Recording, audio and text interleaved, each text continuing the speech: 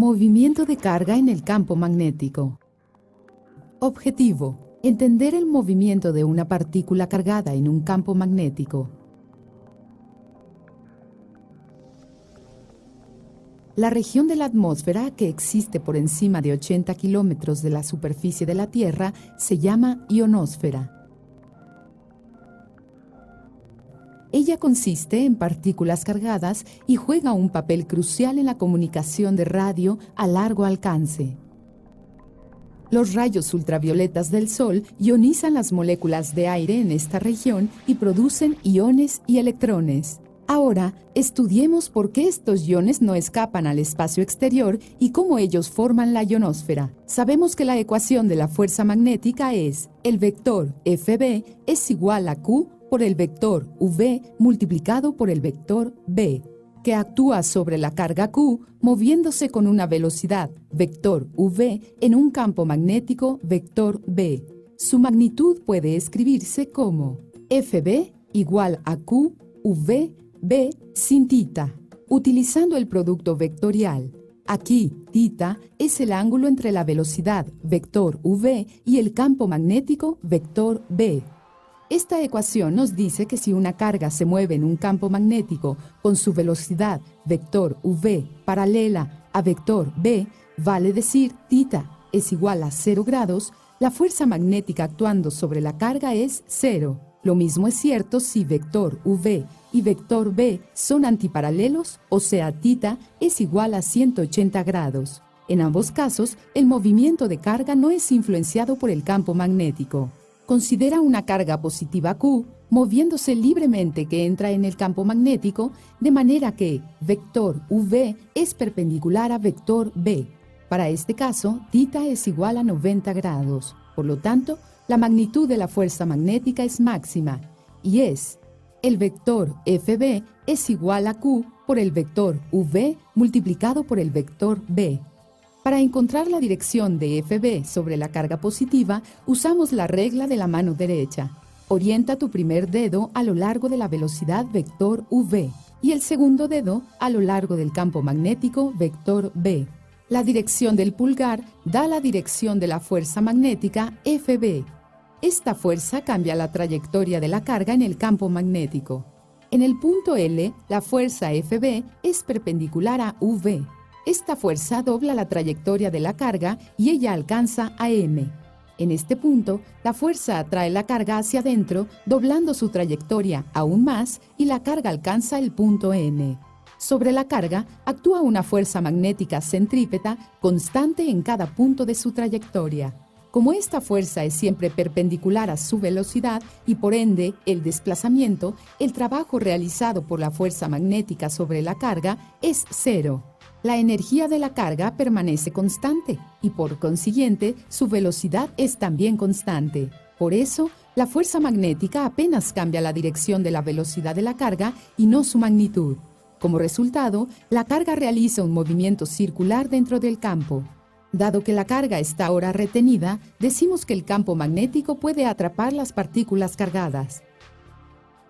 El hecho de arriba también es cierto para la carga negativa, pero la dirección de la fuerza magnética actuando sobre ella es opuesta a la dada por el pulgar en la regla de la mano derecha. Para un movimiento circular, la fuerza centrípeta es F es igual a mv al cuadrado sobre r. Aquí, la fuerza centrípeta es dada por la fuerza magnética Fb. Por lo tanto, UVB es igual a mv al cuadrado sobre r. Por consiguiente, el radio r de su órbita circular es r es igual a mv sobre qb. La demostración experimental puede verse utilizando un dispositivo llamado tubo de haz fino de radiación. Este es una cámara esférica verticalmente orientada que contiene gas inerte a baja presión. Allí dentro está montado horizontalmente un cañón de electrones. 2 bobinas llamadas bobinas Helmholtz, acomodadas como se muestra, producen un campo magnético uniforme perpendicular al cañón de electrones cuando una corriente pasa a través de ellas. Cuando el cañón de electrones se enciende, uno puede ver un anillo brillante dentro de la bombilla. A nivel microscópico, uno puede ver que esto se debe a la presencia del campo magnético B. La fuerza magnética, Fb, fuerza a los electrones a un movimiento circular como explicado anteriormente. Durante este pasaje, los electrones interactúan con electrones atómicos de gas y los estimulan. Luego se desestimulan y emiten radiación. Un gran número de tales interacciones a lo largo de la trayectoria circular emiten radiación individual que puede ser vista colectivamente como luz en forma de anillo a nivel microscópico. Aumentando el potencial de aceleración, aumenta la velocidad de los electrones. Como resultado, el radio del anillo aumenta. Aumentando la corriente en las bobinas, resulta en un aumento en el campo magnético. Consecuentemente, el radio de la trayectoria circular decrece. Estas observaciones van en concordancia con la fórmula derivada. Consideremos el caso de un tubo de haces finos de radiación cátodo, CRT. Cuando no se aplica ningún potencial a sus sistemas desviadores, puedes ver un punto en el centro de su pantalla a medida que el rayo de electrones golpea la pantalla fluorescente. Si colocas dos barras magnéticas enfrentando polos opuestos, como se muestra, el punto es desviado. Esto es porque cada electrón es influenciado por la fuerza magnética debido al campo magnético y es desviado de su trayectoria recta.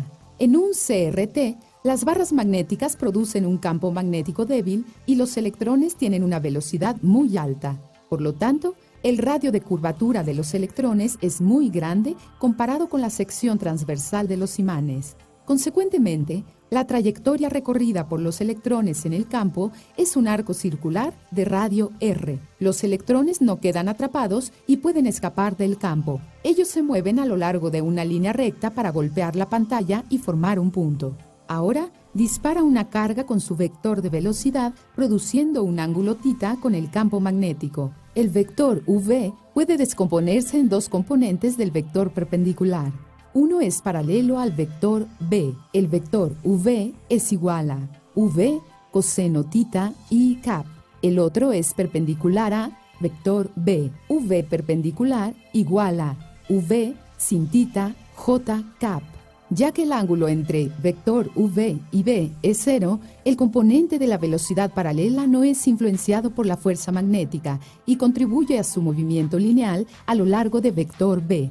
Sin embargo, siendo perpendicular al campo magnético, el componente perpendicular v es sujeto a la fuerza magnética, provocando un movimiento circular de la carga en el plano perpendicular a vector b. Por consecuencia, el movimiento de la carga es el resultado del movimiento lineal y circular, el cual es un movimiento helicoidal con una inclinación determinada. A medida que el ángulo θ entre la velocidad y el campo magnético aumenta, la inclinación de su trayectoria helicoidal se reduce. La inclinación es dada por la fórmula 2π por r por v paralela sobre v perpendicular. Para su prueba experimental, gira el cañón electrónico del tubo de radiación de haz fino. Puedes ver que el anillo toma la forma de una hélice. Esto implica que la trayectoria de los electrones es helicoidal dentro de la bombilla. Ahora, consideremos la primera pregunta que teníamos sobre la ionosfera. Sabemos que la Tierra tiene su propio campo magnético.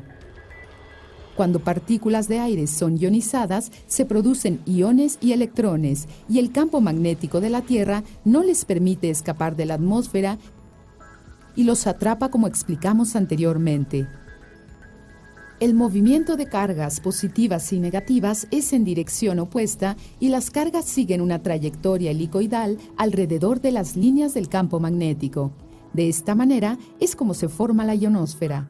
Ahora, ¿puedes adivinar por qué la imagen de un televisor convencional se distorsiona cuando se mantiene un imán cerca de este?